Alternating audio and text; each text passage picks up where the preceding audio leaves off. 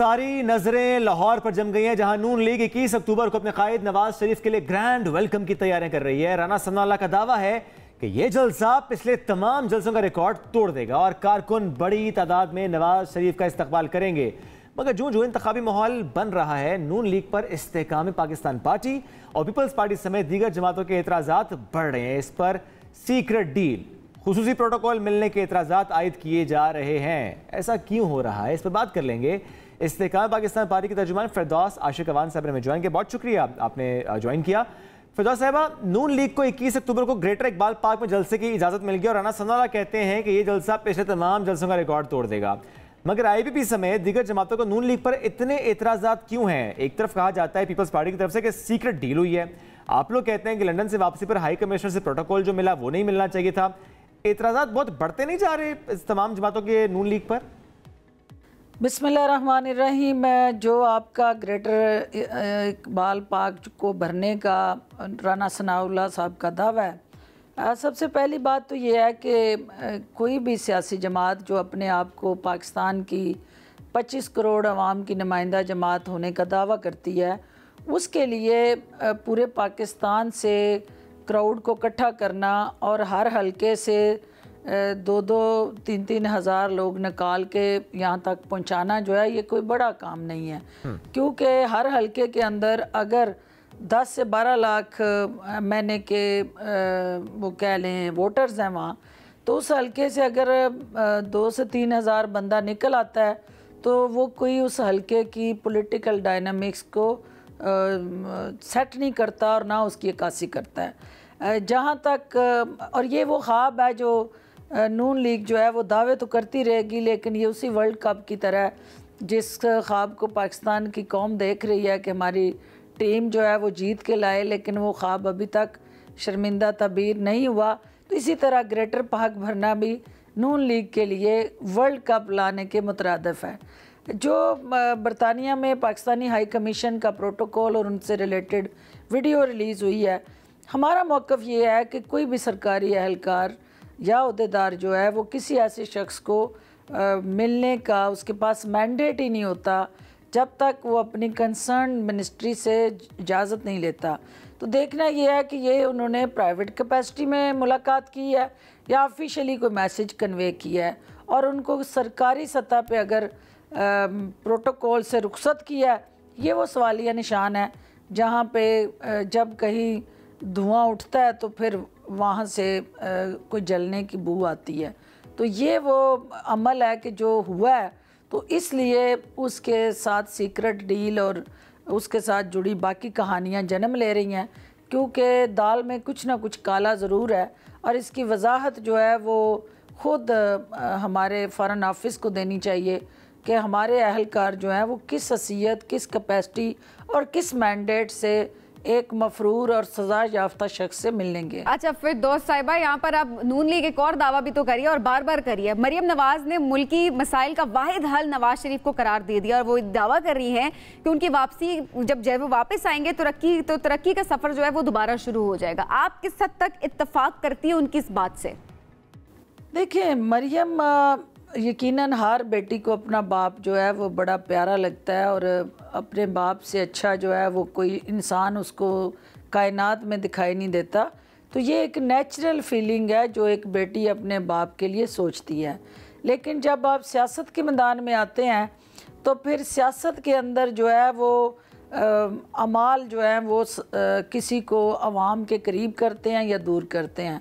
तो जो ख्वाब जो है वो मरियम बीबी अवाम को दिखा रही हैं, या जो दिल फरेब नारे और खोखले वो साथ जुड़े सियासी बयानियाँ जो हैं उनसे माइल करने की कोशिशें कर रही हैं, तो उन्हें ये बताना पड़ेगा कि वालिद साहब को वो मुआशी आर्किटेक्ट करार दे रही हैं, तो चचा हजूर जो हैं वो मुआशी डिज़ास्टर पैदा कर चुके हैं।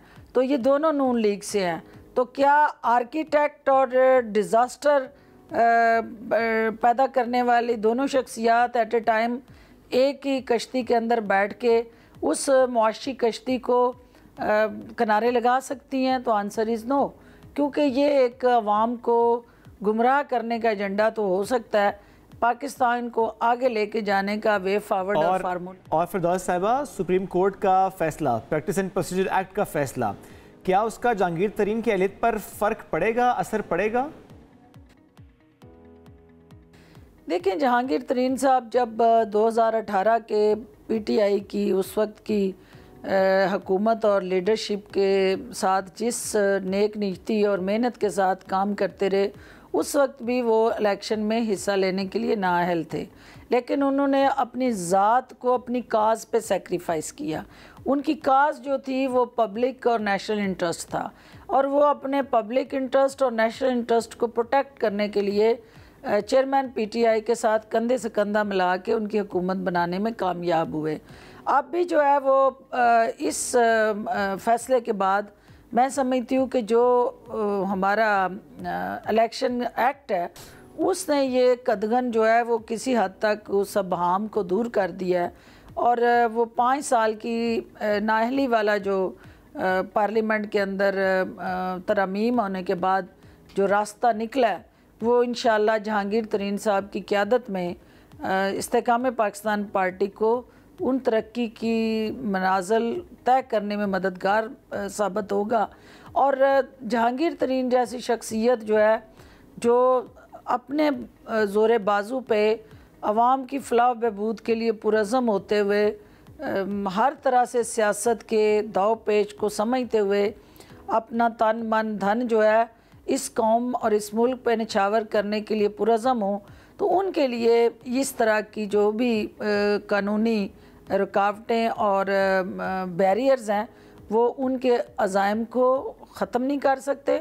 और इस फैसले से यकीनन हमारी जो इस्तेकाम पाकिस्तान पार्टी की सियासी राहें हैं उसको एक नई जहत मिली है, और हम पुरुम्मीद हैं कि जहांगीर तरीन साहब आने वाले इलेक्शन में लीड करते हुए आईपीपी को एक हरावल दस्ते के सिपासलार बन के इसको सियासी उफक पे एक चमकता धमकता सितारा बनाने में कामयाब होंगे। अच्छा फिरदौस साहिबा, इलेक्शन कमीशन ने ऑल पाकिस्तान मुस्लिम लीग से शाहीन का निशान वापस ले लिया, तो क्या अब ये आईपीपी को मिल जाएगा?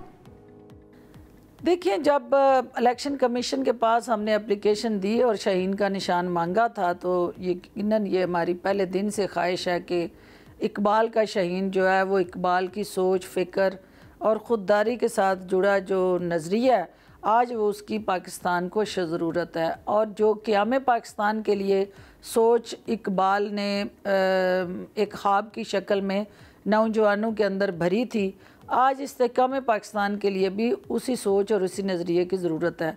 तो क़याम पाकिस्तान से इस्तेकाम पाकिस्तान का जो सफ़र है वो शाहीन के बग़ैर मुमकिन नहीं है। तो इंशाअल्लाह हम पूरी उम्मीद हैं कि ये शाहीन जो है वो जहांगीर तरीन और अलीम ख़ान साहब के कंधों पे बैठेगा, और इसी के उस नौजवानों का जोश गरमाने और उनको खुददारी का दर्स दे के पाकिस्तान को इन मुश्किलात से निकालने के लिए हमारा ये एक ऐसा निशान होगा जिसकी परवाज़ जो है वो बाकी सियासी फाख्ताओं को खा जाएगी। और फिजा साहबा, आपके साबिक लीडर की बात करते हैं, वो कहते हैं कि 5 अगस्त को गिरफ्तारी के बाद उन्हें बहुत तब्दीली आ गई है। आपके ख्याल में वो तब्दीली क्या है? देखिए, हर इंसान जो है वो अपना सेल्फ एनालिसिस करता है, लेकिन अब पछताए क्या खुद जब चिड़ियाँ चुग गई खेत।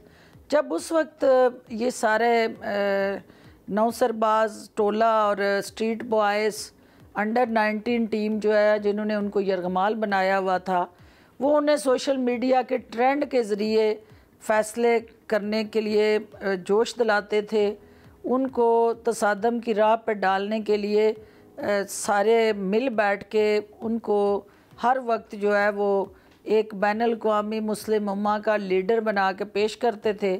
और सियासी इदारे नहीं, आपके मुल्की इदारों के साथ टकराने की जो उनकी सोच थी उसकी वो आबियारी करते थे।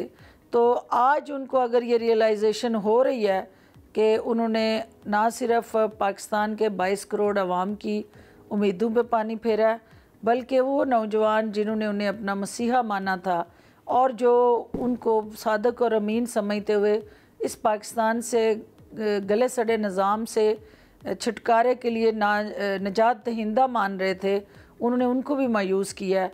तो अब वो मायूसियाँ जो है उनको अडयाला जेल की उस कैद खाने के अंदर यकीनन ये मौका दे रही हैं कि वो अपना एहतसाब करें, क्योंकि बार बार एहतसाब का नारा लगाने वाला हमारा ये अहम कौमी रहनुमा जो है, इसको अब अपने एहतसाब की ज़रूरत है। और वो एहतसाब जो है उसका जायज़ा लेने का जेल से बेहतर और कोई मौका अच्छा फिरदौस साहिबा, आप ज़रा बात करते हैं इसराइल फ़लस्तीन जंग के हवाले से, किस तरह से इसराइली मजलूम फ़लस्तीनियों पर मजालिम ढा रहे हैं। ऐसे में पाकिस्तानी हुकूमत के मौक़िफ़ को किस तरह देखती हैं आप? देखिए, फ़लस्तीन के साथ जो हमारा रिश्ता है वो एक ला इलाहा इल्लल्लाह मोहम्मद रसूलुल्लाह की बुनियाद पे रखा गया, और इस रिश्ते की अहमियत, इसका वक़ार और इसकी तौक़ीर ये है कि हम उन अपने मुसलमान बहन भाइयों के जो जिस्मों पे लगने वाले ज़ख़म है और उनका जो बहने वाला खून है, हमें उसकी हिद्दत और उसकी शिद्दत को महसूस करते हुए उनके लिए आवाज़ उठानी है। और ये हमारा जो इस वक्त तक का मौक़िफ़ है वो इंतहाई कमज़ोर मौक़िफ़ है। हमें यकीनन उनके साथ एक सीसा पिलाई दीवार बन के ईमान की क़ुव्वत और जज्बे के साथ खड़े होना है और उनकी काज को सपोर्ट करना है। हाँ, मैं इस बात को भी समझती हूँ कि हम एक न्यूक्लियर पावर हैं और हमें जलती पे तेल का काम नहीं करना। हमें इस वक्त जोश की नहीं, होश की ज़रूरत है, और हमें पुल का किरदार अदा करना होगा इस आग को रोकने के लिए। और अगर ये आग फैल जाती है और बैनुल-अक़वामी सतह पे सबको अपनी लपेट में लेती है, तो फिर सबसे ज़्यादा नुकसान जो है वो उन मुल्कों का होगा जो अंडर डेवलप्ड हैं। यानी पाकिस्तान जैसे मुल्क, वो खित्ते के अंदर जो इनकी मईशत जो है वो पहले उसकी सांसें उखड़ी हुई हैं। तो अगर कहीं पे इस किस्म की दुनिया में नई जंग छिड़ती है तो हम सब उसके विक्टिम होंगे। तो हमें फ़लस्तीनियों से ज़ाहिर यकजहती भी करना है, लेकिन साथ साथ जो है वो जंग के जो साए हैं खित्ते पे मंडला रहे हैं, उनको रोकने के लिए भी अपनी कोशिशें और तगदो करनी चाहिए। फिरदौस साहिबा बहुत शुक्रिया, साथ मौजूद थी, हमसे गुफ्तगू कर रही थी।